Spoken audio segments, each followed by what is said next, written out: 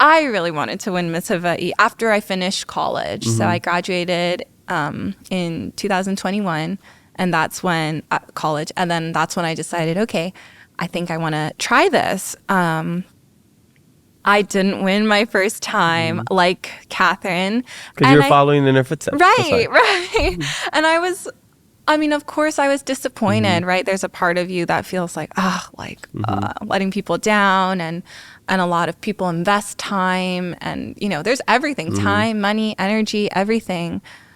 So of course I felt, disappointed at first, but as I grew throughout the year after that, I realized what a blessing it was that I didn't win.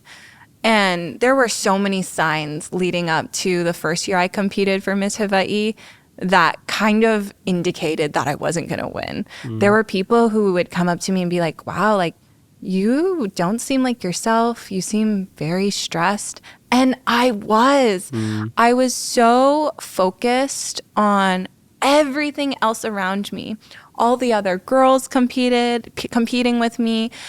And I was thinking like, ooh, I'm not smart enough, or I don't have this degree, or I feel like she might be better at this than me.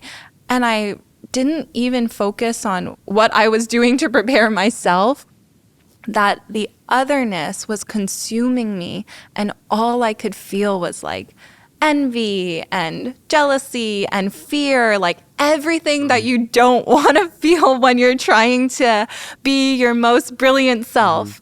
And it physically came out. Like I injured my neck to the point where I could barely stand. Wow. And if you're in a pageant, you're like walking like the hunchback. Like it doesn't look that cute. Yeah. And so every night I would do like Lomi Lomi healing. The week of Miss Hawaii, luckily I was able to get to the point where I could stand and actually compete. But I think that year was a huge lesson to learn about the power of your mind and what you can do for yourself. Like the type of energy that I was putting out was so negative, was so fear-based, that it came back to bite myself. And I had to learn over the next year that it was all about putting in the love outside of you, right?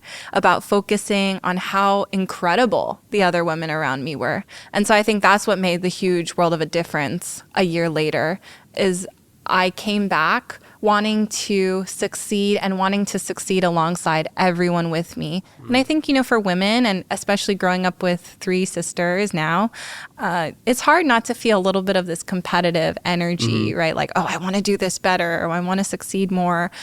But when you actually take that energy and decide to do it as a whole, it becomes like a jillion times more powerful. Yeah, I agree. And I think that's the secret weapon that I finally learned when I competed for Miss Hawaii the second time. Definitely. I mean, community over competition. Right. That's something that I always think about. I mean, in any space, podcasting, pageantry, business. I mean, sometimes in business you have direct competition, and that's a little bit more understandable. But in Hawaii, at least, we can all succeed. Right. Sometimes there's these competitions where there's a winner and a loser, on paper.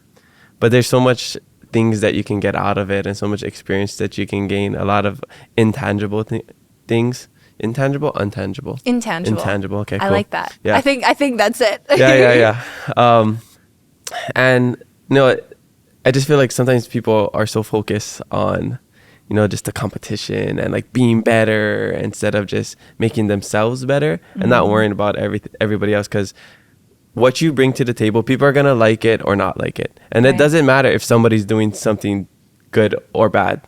Whatever you're doing, that's what people are going to gravitate towards if it speaks to them, So if they like our podcast, great. If they want to go listen to another podcast, that's awesome. But we can all work together. There's enough space for all of us to succeed. Miss Hawaii is a little different. There can only be one winner every single year. But like you said, losing wasn't the worst thing for you. And it happens in a lot of athletes as well. The undefeated athletes that never, ever lost, they get their first loss. And that's the biggest lesson they ever learn.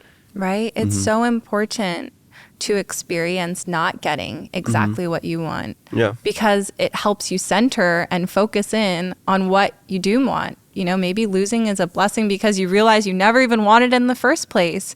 Or maybe it's to remind you how badly you want it and how you want to do it different next time and come back even stronger. So, I mean, even in my life in theater and performance, it's never always been a yes. And so it's a constant reminder. Like, I think rejection can be a very beautiful thing because it allows you to dig deep inside and say, hey, do I really want to do this? Or is this something I can live without?